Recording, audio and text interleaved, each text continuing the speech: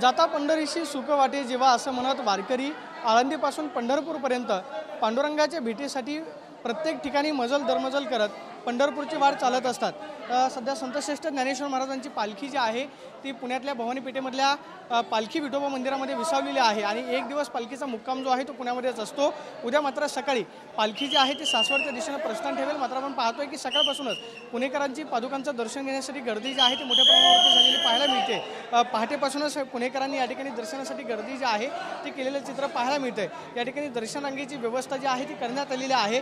प्रत्येक वारकऱ्याची भावना असते की ज्या ठिकाणी पालखी मुक्कामासाठी विसावते त्या ठिकाणी जाऊन पादुकांचं दर्शन घ्यावं आणि उद्या सकाळी खरं तर पवित्र असं स्नान केल्यानंतर प्रत्येक वारकरी पंढरपूरची वाट जी आहे ती चालायला लागतो। आपण पाहतोय की सध्या पुणेकरांची या ठिकाणी गर्दी जी आहे ती झालेली पाहायला मिळते।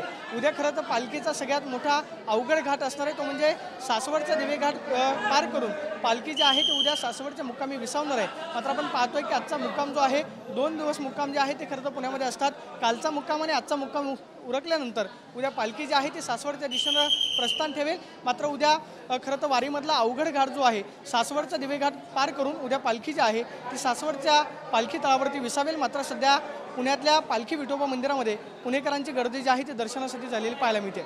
कॅमेरा पर्सन तुषार नवनाथेश्वर, मी प्रदीप कापसे, TV9 मराठी, पुणे।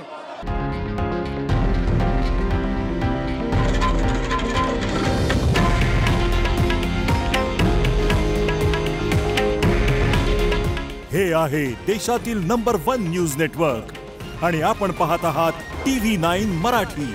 काळजी तुमची, हित महाराष्ट्राचं।